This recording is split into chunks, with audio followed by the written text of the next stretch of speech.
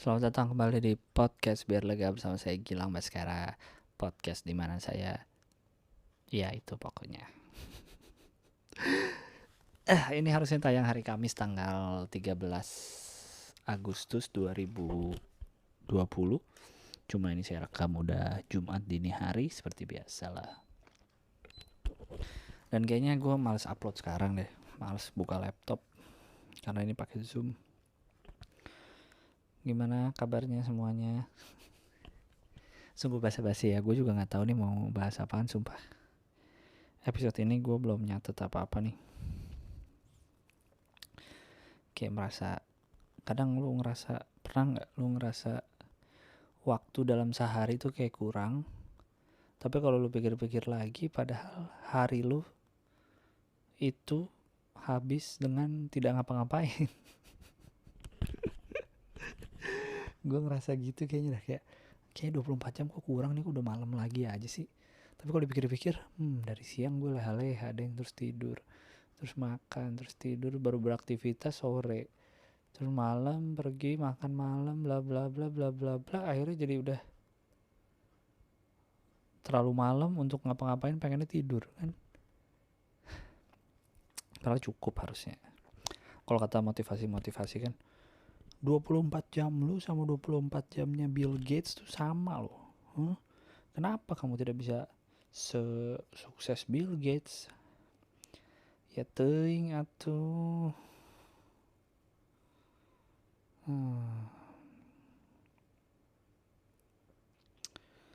Gue baru sadar gue dapat email dari Netflix kalau mulai September akan kena pajak. Hahaha.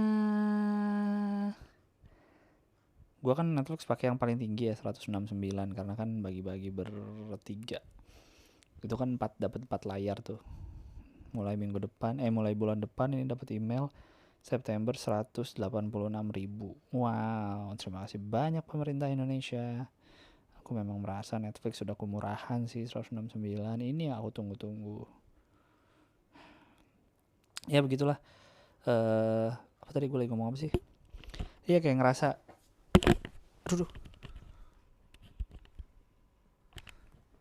sorry. Ya kayak ngerasa waktu tuh kayak kurang aja. Manusia tuh emang selalu merasa kurang, padahal nggak ngapa-ngapain juga gitu. Padahal lu nggak melakukan apa-apa yang produktif. Gue tuh kadang ini tahu mikir gue kalau kadang kan suka ada nih kerjaan-kerjaan yang dikerjain di laptop itu harusnya bisa di mana aja kan. Kadang kalau di kamar tuh ngerasa kasur terlalu dekat jaraknya, terlalu gampang untuk males-malesan gitu. Untuk orang yang seneng di rumah gitu, gue merasa kadang-kadang bisa nih gue kerjain di rumah. Kecuali yang kayak misalnya gue mau bikin video atau mau ngerekam apa yang emang harus di rumah ya. Kalau yang di laptop kan sebenarnya bisa di mana aja kan. Cuma kadang tuh gue kalau ngerasa kayaknya di rumah terlalu banyak godaan untuk santai nih. Akhirnya gue kadang keluar gitu untuk kerja. Tentu cari nggak malas tempat yang rame-rame ya, kayak semacam coffee shop tapi yang sepi-sepi lah. Emang kebanyakan sepi sih sekarang. Terus coba ngerjain duduk. Awalnya biasa baru duduk browsing, kadang nonton apa di YouTube dulu, buka-buka Twitter, godaan dari HP, buka Instagram gitu-gitu. Terus akhirnya kerjain, baru setelah sejaman atau setengah jam ngapa-ngapain, atau minum dulu, makan dulu, kayak gitu. Kadang gue ngerasa kerja di luar lebih ngabisin duit. Kadang mikirnya padahal hal kayak gini ya, misalnya sekali beli kopi sama makan 70.000, 80.000. Kadang kalau udah terlalu lama duduknya nggak enak, lo nambah lagi. Terus kadang mikir harusnya duit segini bisa gue simpan nih kalau gue ngerjain di rumah, nggak perlu keluar uang. Tapi kalau di rumah kadang terlalu santai, malah terlalu pengen leha-leha. Walaupun gue merasa kerjaan gue lebih selesai kalau di luar sih. Kalau di luar rumah gitu, di luar kamar ngerjainnya. Kalau di kamar tuh banyak kan ngerasa santai gitu. Ya gak tau lah. Gini aja lah, gue kan bingung ya mau bahas apa hari ini. Gue aja nih sekarang nih posisinya ya. Biasanya kan gue di meja, nggak di meja di kamar lah ya. Kalau yang suka pernah lihat podcast ini dalam bentuk video, tau lah bentuk meja kayak gitu. Nah sekarang aja nih gue zoomnya gue pegang, kayak gue pegang mikrofon di tangan, terus gue sambil tiduran di kasur. Makanya gue belum nggak buka laptop, jadi gue nggak tahu uploadnya besok kali. Jadi karena gue bingung mau bahas apa, jadi kita baca email aja, siapa tahu dari email ada yang bisa dibahas gitu, menjadi bahasan panjang. Anjing. Oke. Baca disclaimer dulu bang, ini subjeknya. Dia bahkan sengaja bikin email baru loh, namanya email buat curhat @gmail.com nama emailnya. Disclaimer huruf gede semua nih. Bang, emailku bakal panjang banget. Sebaiknya Bang Gilang scroll dulu untuk memastikan. Kalau Bang Gilang ngerasa kepanjangan nggak dibacain di podcast, nggak apa-apa Bang. Tapi tolong tetap baca ya off podcast. Kalau Bang Gilang lagi slow, syukur-syukur kalau dibalas dikit-dikit. Coba lihat. Anjing, panjang banget bro. Oke, gue coba baca ya. Masa gue harus megang mic nih, mic-nya nggak diem aja. Ya udah. Ini mic-nya gue taruh di dada, jadi kalau agak kresek-kresek bodoh ya. Yang penting suaranya jelas kok. Halo Bang Gilang, salam kenal, aku Caca, numpang curhat di berisik ya, numpang curhat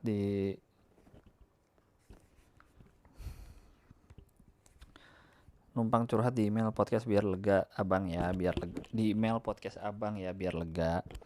Aku mau curhat masalah relationship bang. Aku perempuan umur 24, pacar setahun lebih tua dari aku. Kayaknya bentar lagi kami putus nih bang. Kenapa gitu? Kami pacaran udah hampir 3 tahun. Aku sayang banget sama dia dan bucin banget. Berapa hari lalu kami ribut parah. Sebenarnya udah berapa minggu terakhir ini kami sering seleksi karena kami LDR gara-gara corona anjing. Emang corona anjing. Pacarku di Jogja dan aku di Jawa Timur. Kami udah kepaksa LDR sejak bulan Maret. Awal ributnya karena pacarku mau mulai usaha join sama temennya. Dia udah excited banget tuh bang. Pas dia mau mulai usaha malah temennya mundur dan ortu pacarku juga ternyata nggak setuju sama bisnis dia yang ini. Jadi dia down banget. Aku sebagai pacar berusaha dong buat nyemangatin dia, tapi jujur ada makan hati soalnya aku jadi kena omel-omelnya. 24 pacar setahun lebih, pacarnya 25. Oke. Berapa hari kemudian pacarku ngabarin kalau ortunya mau modalin usaha tapi usahanya harus sesuai keinginan ortu. Dia nggak setuju bang, katanya dia nggak srek sama usaha belan ortunya. Nah di sini aku ngerasa capek bang ngadepin pacarku yang terlalu idealis. Dia bilang ortunya egois karena tiba-tiba milihin usaha buat pacarku tanpa nanya-nanya dulu ke dia. Dia ngerasa nggak ada orang yang bisa ngertiin dia. Salahnya aku malah bilang kalau dia egois juga karena nggak mau ngobrol sama ortunya tentang yang dia mau atau minimal mempertimbangkan tawaran ortunya. Menurutku bukannya nggak ada orang yang ngertiin dia, tapi dia sendiri yang bikin dirinya susah di ngertiin orang lain karena nggak coba ngobrolin maunya dia. Tambah kacau kan dia, terus aku minta maaf karena aku tahu aku harusnya nggak bilang dia egois. Aku chat dia nggak balas, hari selanjutnya aku chat dia terus bang, make sure nggak kenapa-napa walaupun balasan dari dia dingin dan juga singkat-singkat. Ajaibnya beberapa hari kemudian dia bilang, dia udah balik biasa aja. Aku minta maaf ke dia dan dia bilang, ya udah lupain aja, aku juga udah lupain kok. Pikirku ya udahlah, toh dia juga udah mau move on. 2 minggu lalu pacarku mutusin buat coba apply kerjaan salah satu perusahaan di Jogja. Dia ajakin temennya. Dia sempat nanya ke aku juga sebaiknya gimana. Aku bilang coba aja, nothing tulus. Udah tes segala macam tuh bang, ternyata dia nggak diterima. Tapi temennya yang ngajak diterima. Ternyata di si temennya itu dibawa sama orang dalam. Udah tuh down lagi dia, makin parah trust issue-nya. Sampai dia bilang ke aku, kalau kamu udah muak sama aku bilang aja, jangan dipaksain. Kenapa tiba-tiba gitu pacar lo? Harusnya ini kalimat biasa aja ya bang, tapi entah kenapa aku ke-trigger pas baca. Rasanya tuh kayak dia pengen push me away tapi nggak mau kelihatan jahat. Di sini kami mulai ribut-ribut parah. Dia bilang pikirannya penuh, kalut banget. Kusaranin dia cerita-cerita ke orang lain yang dia percaya. Tapi dia bilang nggak ada orang yang bisa dia percaya. Nggak orang tuanya, nggak temennya, nggak aku. Pokoknya nggak ada yang bisa dipercaya. Oh ya, dia nggak percaya aku karena aku bilang dia egois waktu itu dan itu membuat dia kecewa. Ternyata aku sama aja nggak bisa dipercaya. Pas itu aku rasanya sedih banget bang, sumpah beneran sedih. Apalagi pas aku bilang ke dia kalau itu bikin aku sedih, jawaban dia, emang itu yang aku rasain. Fuck, nggak tahu aja dia apa yang aku rasain selama ini. Kejadian selanjutnya adalah aku bilang ke dia kalau selama ini aku nggak suka beberapa sifat dia, termasuk egonya yang tinggi banget. Dia nggak respon apa-apa. Sejak itu kita diem-dieman. Aku sengaja nggak ngontak dia dulu, soalnya belajar dari yang udah-udah, tiap ada masalah dia selalu ngasih silent treatment. Diemin aja, kayak masalah bakal selesai sendiri. Tiap hari setelah chat terakhir dia update WA story soal MotoGP yang udah mulai race lagi. Dari update-nya sih kelihatan dia seneng ya. Aku pikir, wah udah mendingan nih. Oke lah, aku coba chat besok, soalnya kalau lihat WA story-nya dia pas udah mau tidur, hehe. Ada ya ternyata anak muda yang pakai WA story.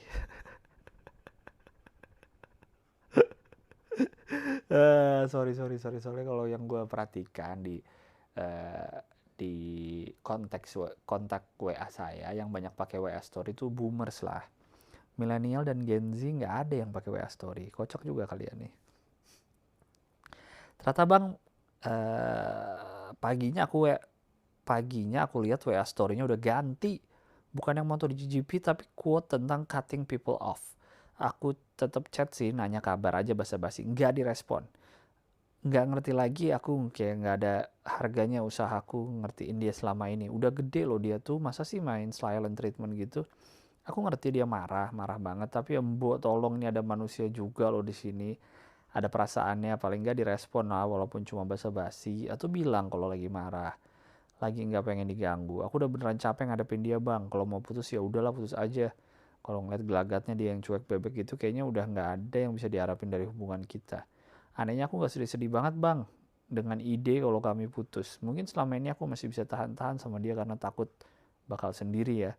Bukan karena aku beneran sesayang itu. Macam lagu Dua Lipa, Scared to be Lonely. Yeah.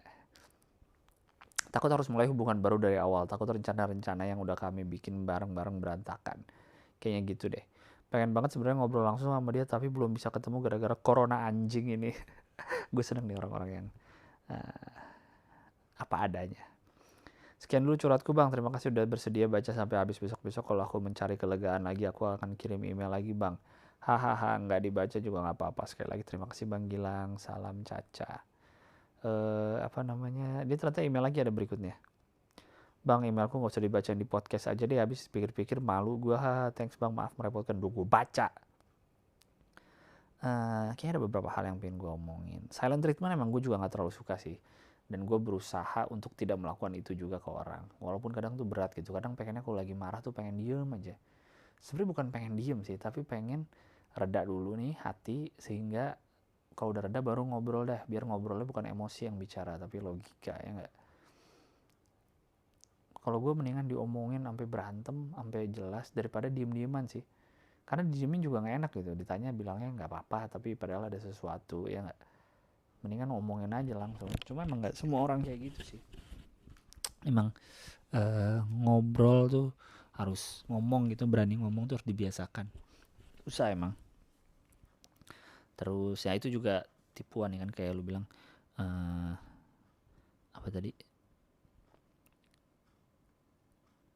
kalau kamu putus tuh cuma takut bakal sendiri aja gitu, bukan karena masih sayang. Itu menurut gua tuh adalah jebakan yang tipis, setipis kulit tahu tuh, setipis saringan tahu. Batasnya antara ini gua lama sama dia ini karena emang sayang banget sama dia, atau karena males mulai baru, atau karena udah zaman aja, atau karena ya udahlah daripada nyari lagi. Nah, itu juga batasnya kayaknya tipis sekali itu tuh. Nggak tahu kita nih mana nih, kita yang sama pasangan kita sekarang nih apa yang kita rasain, apakah sayang atau karena malas aja mulai dari awal. Berat bro itu bro, dan itu nggak diajarin di sekolahan, ya kan? Tai lah, kita nggak diajarin pajak, nggak diajarin mengcope broken heart gitu, apa namanya, mengatasi sakit hati. Kita nggak pernah diajarin ngatasin teman so asik, kita nggak pernah diajarin teman yang sikut-sikutan di kerjaan. Pernah diajarin? Nggak pernah men. Diajarin cuma iya, diajarinnya berbuat baik sih ya, diajarin bantu nenek, ada kalau nenek-nenek mau nyebrang apa, kalau PPKN tuh kan kita diajarin itu. Tapi sakit hati gimana ngelawannya, nggak tahu men. Yang kita bisa cuma nangis, ya nggak? Kalau lu yang naik mobil nangis di mobil teriak-teriak, atau di kamar sendirian aja, atau di motor nangis di balik helm. Gue sering dengar cerita-cerita teman-teman gue yang naik motor kalau lagi sedih tuh keliling aja udah nangis sambil nangis. Nggak ada yang kita pernah diajarin tuh yang kayak gitu-gitu tuh, yang jauh lebih penting di kehidupan. Sebentar kita harus belajar sendiri dengan sakit hati, jatuh cinta, sakit hati, kita harus belajar sendiri tuh. Dan kayaknya nggak habis-habis pelajarannya, nggak. Kayaknya harus diganti nih Pak Nadiem Makarim, kurikulum harus diganti dengan ada pelajaran cara mengatasi sakit hati. Karena kita akan mengalaminya berkali-kali sepanjang hidup ini. Ya. Udah, lanjut. Email berikutnya. Pengen nonton Naked Comedy Bandung tapi nggak ada teman. Halo Bang Gilbas, gue seneng banget ada acara MLI Agustus nanti di Bandung. Gue pengen banget nonton Bang Gilbas, Bang Adri, dan komika lain di Naked Comedy MLI yang di Bandung. Gue pengen ngajak teman, tapi teman-teman deket gue nggak ada yang suka stand up. Sebenarnya gue udah terbiasa sendiri kemanapun dimanapun. Tapi buat gue nonton ini gue nggak berani Bang. Alhamdulillah, sorry. Selain karena gue baru pertama kali nonton stand up off air, gue juga takut celingak-celinguk di sana kayak orang bego. Takut ntar di pojokan sendirian bakal terlihat aneh aja gitu. Menurut Bang Gilbas aneh nggak nonton acara kayak gitu sendirian? Nggak aneh. Apa bakal tetap seru? Tetap. Katanya lu udah biasa nonton sendiri kayak, aduh takut dibilang aneh. Penonton stand up, pelaku stand up isinya orang aneh semua. Orang aneh ngumpul jadi satu dan lebih baik nggak usah ngobrol. Orang aneh ketemu orang aneh belum tentu cocok. Nonton aja. Datang aja bro. Masih 30 Agustus kan? Maksudnya dibacain sehat selalu ya, terima kasih. Tadi email 21 Juli, ini email 23 Juli, belum terlalu lama lah ya. Halo Bang Gilbas, dibaca ya alamat emailnya. Gue seneng banget dengerin podcast lo Bang. Seminggu ini gue udah nyelesain semua episode lo walaupun ada yang skip gara-gara gue ketiduran. Bacain aja nama emailnya. Ya gue baca nih, Rizky Rahadian namanya. Gue mau curhat Bang, gue punya pacar sekarang udah mau jalan 7 tahun. Wow, sebelum sama pacar yang sekarang udah putus sama mantan gue pas kelas 2 SMA. Sama dia jadiannya 3,5 tahun. Tapi putusnya karena gue sama dia beda sekolah Bang, sedangkan yang ini satu sekolah. Nah tapi sampai sekarang gue belum bisa ngelupain mantan gue Bang. Pernah gue mimpin mantan gue sampai sebulan 3 kali. Gile, mimpi basah kali tuh. Gue bingung Bang, gimana cara ngelupain mantan gue ya Bang. BTW gue udah pernah cerita ke pacar gue yang sekarang soal ini dan kata dia gue disuruh ketemu nama dia lagi. Mungkin ada yang belum diselesaikan dulu. Menurut lu gimana Bang? Udah Bang, takut kepanjangan ya, semoga dibaca ya Bang, sehat terus. Mungkin pacar lu bener kalau ada yang belum diselesaikan kali sama yang sebelumnya. Gue gak tahu deh. Ya lu dulu pacaran 3,5, iya sih lama, tapi itu kan yang pacar sekarang udah 7 tahun. Berarti minimal lu udah putus sama si mantan lu itu 7 tahun lalu, ya gak? Atau 8 tahun, tapi lu masih inget. Aneh ya, kenapa bisa gitu ya? Masih ingetnya sekarang-sekarang ini atau selama 7 tahun lu masih ingat terus? Kalau selama 7 tahun lu masih ingat terus ya emang lu nya aja berarti hanya menjadikan pacar lu yang sekarang pelarian, tapi pelarian selama 7 tahun. Nggak tahu lah. Aneh lu. Udah ketemuan aja kalau gitu sama mantan lu, udah diizinin ini kan sama pacar lu.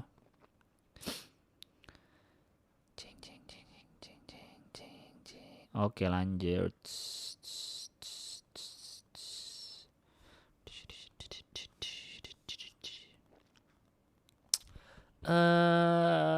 Mohon nama email dan nama jangan disebut ya. Oke. Halo Bang Gilbas, saya tahu Bang Gilbas mulai dari stand up comedy di Kompas. Saya nggak ngerti tentang stand up comedy apa itu beat atau punchline. Tapi ada joke Bang Gilbas yang selalu terngiang lucunya sampai hari ini. Tentang Dora yang nanya mulu karena nggak sekolah sama Putri Salju dengan 7 kurcaci. Oh yang nggak lupa juga sama joke yang di Metro TV tahun 2014 tentang anak mobil nahan kencing sama orang naik motor helm taruh di siku bukan dipakai di kepala. Itu lucu banget sumpah, walaupun pas itu saya lihat penonton gak banyak ketawa, apa mereka kurang masuk kali dengan joke-nya. Ya gak tahu deh. BTW saya juga dari Jakarta yang kuliah hukum di Unpar angkatan 2008. Wow, kita beda setahun. Tepatnya saya alumni SMA Negeri Jakarta Timur tapi bukan sekolah unggulan, menengah aja karena akreditasinya dan gak terkenal. Lumayan minder karena satu sekolah saya bukan unggulan jadi agak keteteran dengan teman-teman yang dari sekolah unggulan baik dari Jakarta itu sendiri ataupun yang dari daerah yang notabene jiwanya kompetitif secara akademik juga pergaulan.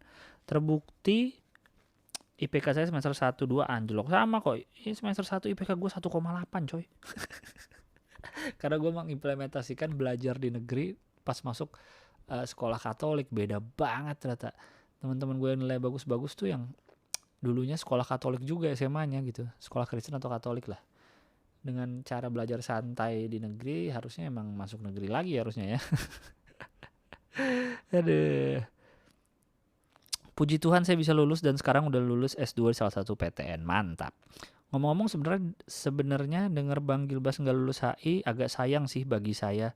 Soalnya HI itu bergengsi di Unpar karena saya nggak keterima di HI Unpar. Hehe, tapi itu kayaknya jalan Tuhan untuk Bang Gilbas. Sayang ya. Justru gue kan milih HI. pilihan kedua gue tuh hukum loh. Kalau gue nggak kepilih HI, gue keterima di hukum bareng sama lu. Tapi ya memang jalan saya lah untuk masuk sekolah Katolik, untuk dapat nilai yang mediocre aja, untuk dapat IPK yang 3,01 tapi tidak lulus. Ya gitulah, jalan orang beda-beda. Gue untuk jadi ini aja, kan di dalam satu pergaulan pasti ada satu temen lu yang nggak naik kelas, atau ada satu temen lu yang nggak lulus kuliah, atau ada satu temen lu yang nggak kuliah bahkan sama sekali. Nah itu gue jadi satu temen itu. Melengkapi pergaulan gue, tugas gue di bumi ini. Oke bang, makasih banyak telah dibacain. Sukses terus karirnya bang. GBU, salam.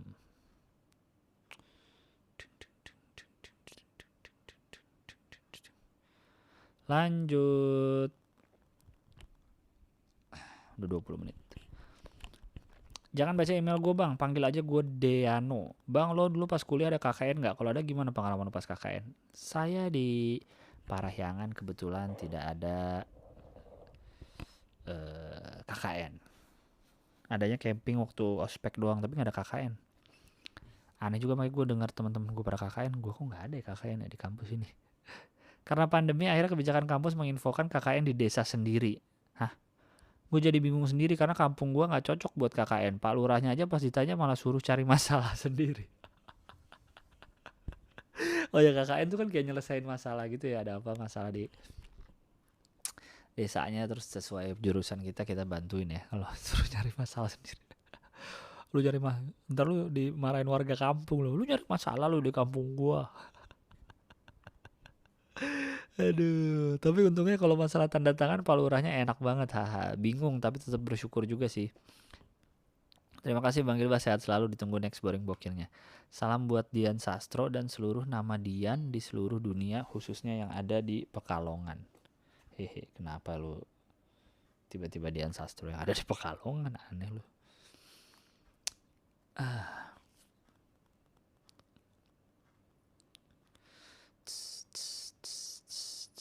Ini kayaknya gue cocok juga nih di episode ini baca-bacain email, karena untuk mengejar email-email yang udah kejauhan sempet nggak gue baca ya nggak. Oke lanjut. Halo bang, bener bang, telat bacainnya. WK itu subjeknya. Halo bang, saya Aji yang emailnya dibacain di episode nikmat yang lu bilang cewek saya berubah jadi serigala kalau kabur tengah malam. Iya ya, lupa gue. Akhirnya kita putus bang, dia yang mutusin. Pemantiknya gara-gara dia minta tolong saya bikinin surat lamaran, tapi gak kelar-kelar gara-gara kalau dia ngasih arahan saya pertanyain. Kayak kok gini, kok gak gitu. Terus dia marah bang, katanya saya sok tahu, sok pinter, padahal saya cuma pengen tahu aja apa bener nulis surat lamaran gitu. Apa saya salah bang mempertanyakan hal kayak gitu. Dia sampai bilang mending saya besok ke warnet, maaf udah ngerepotin. Setelah itu udah bang putus. Aduh gue lupa nih email yang mana. Coba gue cari emailnya, masih ketemu gak ya?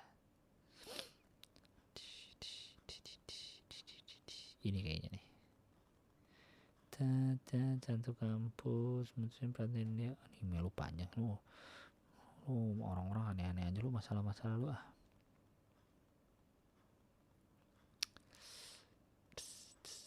Mana tadi?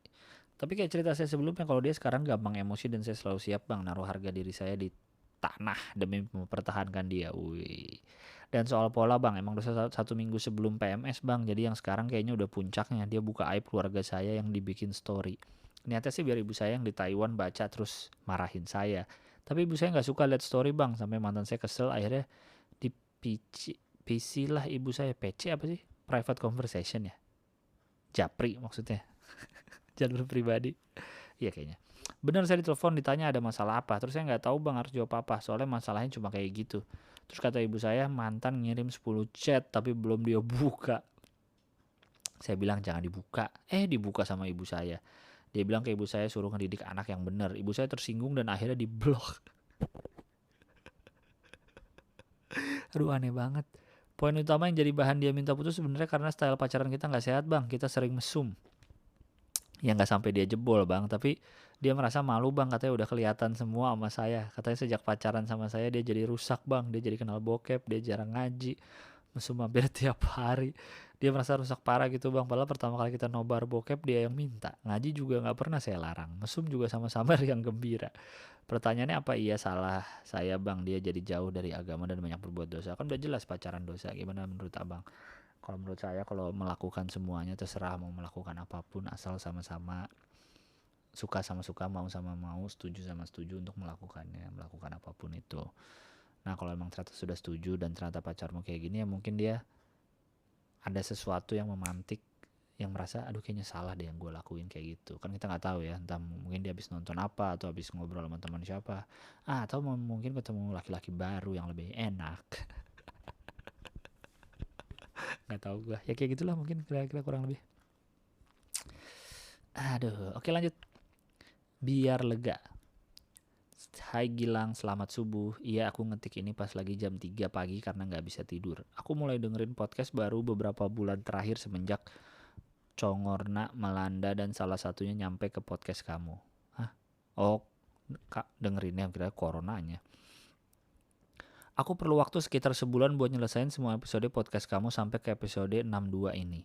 Senang denger macam-macam keluh kesah dan sarkasme yang kamu keluarin di tiap episode. Apa sih sarkasme? Salah satu episode yang paling berkesan buat aku waktu ngobrolin soal kematian. Kayaknya deep banget dan bikin ikut merenung sendiri. Suka juga kalau pas lagi collab bareng Wawan. Seru dengernya kalau ada lawan tandemnya. BTW, kadang-kadang kan kamu suka soft selling tuh buat digital downloadmu di Comika, dan aku sendiri mulai nyari alternatif hiburan lain. Kira-kira boleh kasih alasan gak kenapa pendengar-dengarmu harus beli DD-mu biar tahu apa yang spesial dari show-nya? Makasih banyak kalau udah baca email ini. Warm regards, Adi. Adi, gak harus sih, saya juga tidak mengharuskan orang-orang beli digital download saya. Yang saya haruskan adalah orang-orang untuk tidak pelit sama orang lain dan selalu berbuat baik sama orang lain. Itu aja yang saya haruskan. Kalau digital download saya nggak saya haruskan beli, nggak harus di bumi ini hidupmu harus beli digital download saya, tidak. Cuma kalau mau dicari spesialnya, itu digital download itu special show pertama saya selama berkarir dari 2011. Itu materi-materinya 80% baru keluar di situ saat itu ya, 2017. Dan materinya banyak hal-hal personal yang sebelumnya saya nggak pernah bawain atau bikin materi soal yang kayak gitu. Terima kasih Adi. Oke lanjut. Tanya mobil. Bang, episode soal mobil itu keren sih, ada perspektif baru soal mobil. Mau tanya mobil lo sekarang tipe apa dan tahun berapa? Ford Fiesta 2012. Dipakai dari 2012, dari baru. Terus mobil yang bagus kisaran 100-an sampai 200, harga normal apaan bang? Thanks bang. Wah 100-200 tuh gede kali untuk, karena waktu yang episode mobil kan gue bahasnya mobil bekas ya, jadi 100-200 tuh gede sih. Itu budget cukup besar gitu. Lu bisa dapat Alphard tahun lama second 250 juta loh. Alphard bisa dapat loh 250-an. Itu di atas 200 sih, tapi kalau 100 sampai 200 banyak sih sebenarnya. Gue sebenarnya nggak terlalu ngerti juga, tapi cukup banyak lah. Lu lihat BMW tahun muda tuh, BMW yang udah 2000-an, 2009, 2011 itu tuh 100-an loh, ada 150, 160. Yang Mercy yang kelas C ya kalau nggak salah ya, C200 itu juga 100-an. Banyak lah kalau mau dicari gitu. Dari Jepang sampai Eropa mah banyak. 100 sampai 200. Asal jangan 200 terus lu beli Avanza baru, sayang kalau itu. Kalau gua ya mikirnya. Tapi kalau emang lu, pokoknya kayaknya kalau Toyota gitu ya, Innova, Avanza itu emang workhorse aja sih untuk di abuse sehari-hari, slow sih. Apalagi Innova tuh, orang-orang kaya raya tuh kebanyakan tetap punya Innova untuk sehari-harinya tau. Emang Toyota udah untuk dihajar aja lah. Oke lanjut. Keder nama ininya. Kok nama ini kayak ininya apa? Subjeknya Keder. Jangan sebutin nama email aku ya kak. Halo kak, ini kedua kalinya aku kirim email ke podcast biar lega dan selalu dengerin podcast kakak tiap ada episode baru. Terima kasih. Jadi aku mau cerita, aku punya pacar dan dia mantan pemakai narkotika. Sejauh ini aku tahu dia orang yang baik dan dia jujur bilang itu ke aku. Dan dia ngajak aku untuk serius dengan hubungan kami. Menurut kakak gimana?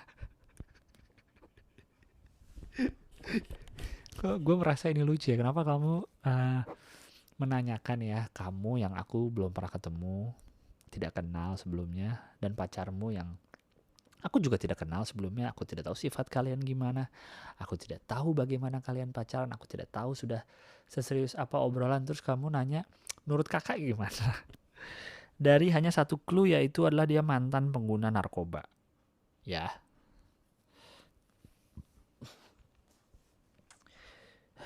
Sekarang pikir aja, dia kan mantan udah enggak, insya Allah juga enggak. Dan gue tahu orang-orang yang pakai narkoba itu bukan kriminal, bukan orang jahat lah. Ya, bukan pengedar, bukan punya pabrik gitu kan, bukan memiliki 100.000 pil ekstasi untuk dijual dan disebarkan, enggak. Dia kan pemakai. Kalau kata pepatah adalah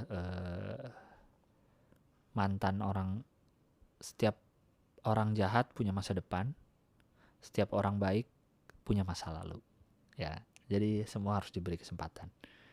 Kayak gitu. Lu lebih pilih mana? Ketemu pacar yang dulunya pemakai narkoba atau yang dulunya pemuka agama? Dia pakai narkoba tapi udah nggak lagi sekarang, atau dulunya dia pemuka agama religius banget tapi udah nggak lagi sekarang? Lebih pilih mana? Kalau menurutmu itu oke-oke aja, ya sudah, lanjutkan. Saya pun tidak tahu kan, saya tidak kenal, saya juga bukan yang akan jadi penghulunya kalau kalian nikah, oke? Tapi terima kasih loh udah email. Gue suka lucu email-email gini. Saya selalu Kak Gilang selalu memberikan cerita untuk pendengar ya, karena kami selalu menunggu podcast baru kakak. Ada emoticon !2 kurung tutup. Terima kasih. Lanjut. Share aja bang. Assalamualaikum Bang Gilang Baskara. Waalaikumsalam. Mau sharing aja nih, gue belakangan sering denger podcast lu, apalagi sesi baca email, jadi gue email deh. Oke bang, mau sharing aja. Gue kerja sebagai resepsionis hotel di kawasan Jakarta Selatan. Oke. Belakangan ini ada modus penipuan gitu dengan cewek jualan. Gue dapet 2-3 korban yang ingin memuaskan hasrat biologisnya. Modus penipuannya, si korban udah melakukan transfer, lalu si korban datang ke hotel kami. Terus si penipu itu nelfon ke hotel belaga reservasi kamar dan janji akan datang sekitar 10-15 menit akan tiba di hotel, oke. Setelah itu si korban itu menunggu hampir 2 jam, si penipu tak kunjung datang. Kan kasihan, malah korbannya ada yang bocil, ojol, sampai orang kantoran. So gue di sini mau share aja, kalau emang kalian cowok yang haus akan pengencrotan, tolong jangan terbuai akan foto-foto dan testimoni dengan transfer dahulu atau semacamnya. Lebih baik COD kayak belanja online. Makasih bang, gue harus sampein ini. Semoga Bang Gilang sekarang sehat selalu, amin. Terima kasih banyak atas emailnya dan atas tipsnya. Ini juga pro tip dari gue, dan ini gue serius nih ya, ini temen gue yang cerita. Ini gue bukan pura-pura, ini pengalaman gue terus gue pakai tameng ini temen gue, tapi emang temen gue yang cerita karena beliau ini pengguna micet. Gue juga baru tahu belakangan nih micet. Kenapa gue tidak pernah menggunakan? Karena sekarang gue punya pacar. Tidak boleh dong pakai gitu-gituan. Kalau gue tahu micet dari dulu mungkin ini saya akan bisa berbagi pengalaman juga, tapi karena saya tidak pernah, saya berbagi pengalaman teman saya juga. Micet kan kayak gini nih konsepnya ya. Jadi Anda janjian dengan seorang wanita di aplikasi itu, nanti dia akan ngasih tahu, aku ada di kamar hotel, di hotel ini kamar segini ya, tarifnya segini gitu, DC-nya. Teman gue selalu bilang jangan transfer. Dia cerita gitu, jangan, karena banyak penipuan transfer, mending datang. Bener kata si peng-email ini, COD aja. Kalau gue sih nggak mau menjudge perilaku yang tamu maupun si penyedia jasa ya. Ingat di episode berapa tuh gue pernah ngomong soal lagu Kupu-Kupu Malam? Dosakah yang dia kerjakan? Sucikah mereka yang datang? Nggak tahu men, kayak lo nggak ada dosa aja. Jadi saya tidak mau menjudge itu ya, tapi saya hanya memberi pro tip. Seperti kata beliau juga, COD aja ya, jangan transfer duluan sebelum ketemu langsung, jangan. Tapi untuk tamu pun kadang juga ada yang rese tuh. Gue pernah dengar cerita tuh, ada yang kan janjian di hotel nih, ternyata yang datang tamunya cowoknya 2 orang tapi bayarnya cuma sekali. Anjing, jahat banget, itu jahat sih. Gue pernah dengar cerita kayak gitu juga. Pokoknya datangnya lebih dari 1 orang ternyata, atau ternyata dibayarnya, bilangnya mau transfer nanti deh, eksekusi dulu, tapi ternyata nggak dibayar. Anjing, tuh jahat. Tolong, ini kan sama-sama, dua-duanya sama-sama simbiosis mutualisme lah gitu. Tolong jangan saling menipu, kan dia juga nyari duit si penyedia jasanya. Oke lanjut, gatel. Halo Bang Gilbas. Ini email udah masuk email Agustus. Sekarang tanggal berapa? 14 ya. 14 ya apalah. Udah mulai Agustus nih, udah kekejar nih, udah mulai update lah emailnya. Halo Bang Gilbas, selamat pagi, siang, sore, malam Bang Gilbas. Perkenalkan, nama gue Nugi dan ini adalah surel pertama yang gue kirim ke podcast Biar Lega. Pertama kali gue dengerin podcast Biar Lega adalah saat podcast 6 yang bareng Uus. Setelah sekian lama hanya menjadi pendengar, akhirnya gue memberanikan diri untuk mengirim 2 buah pertanyaan ke podcast Biar Lega, yaitu, pernah gak lu bertanya sama diri lu sendiri, apakah gue tokoh utama dalam cerita gue sendiri?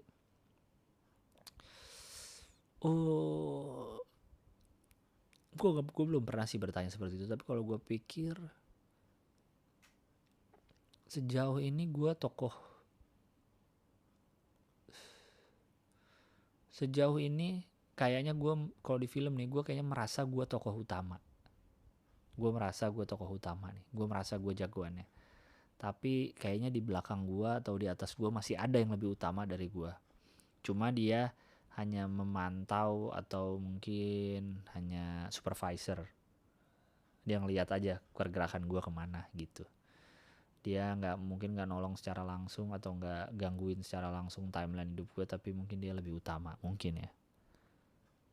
Jadi gue merasa gue sekarang nih in control of my story, tapi not fully control gitu. Kayak ada yang nggak tahu gue apa sebenarnya, gue nggak tahu juga siapa pemeran yang paling utama, cuma kayak belum full in control gitu.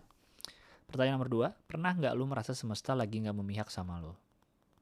Sering kayaknya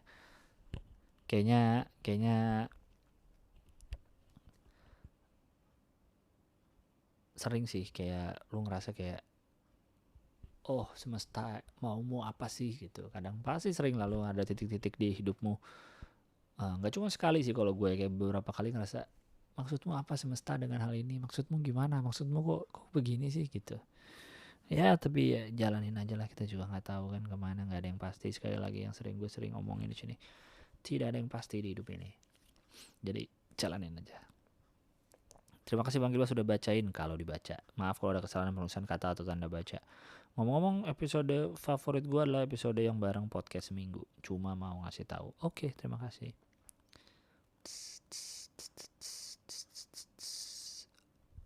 Ntar gue pause dulu ya.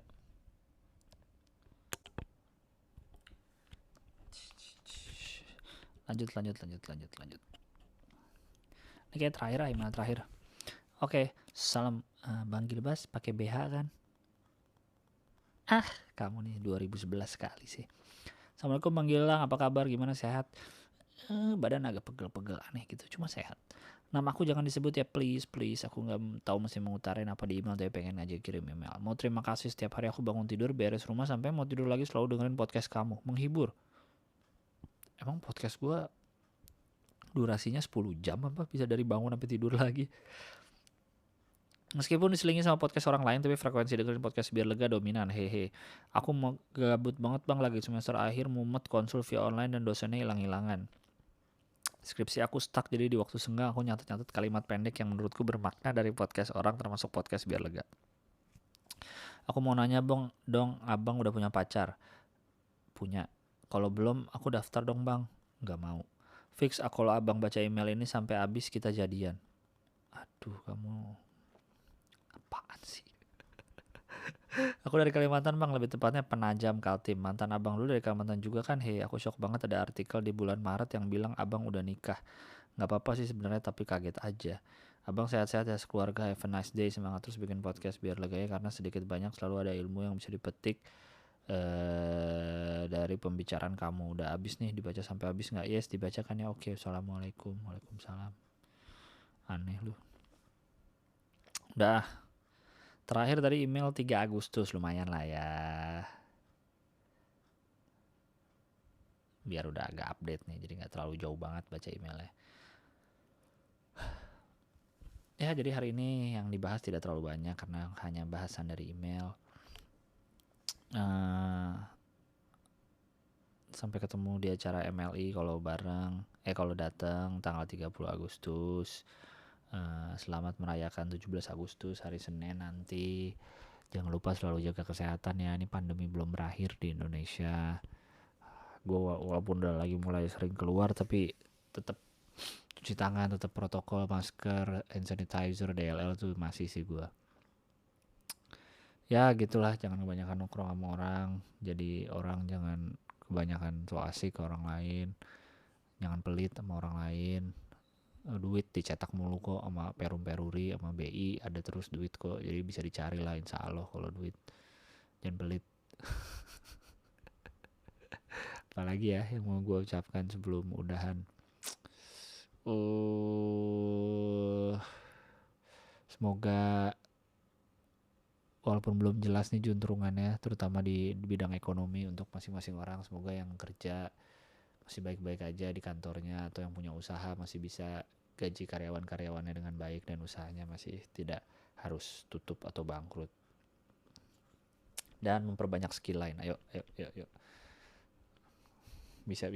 Udah sampai Agustus loh. Kita udah ngelewatin dari Maret loh. Gokil nggak?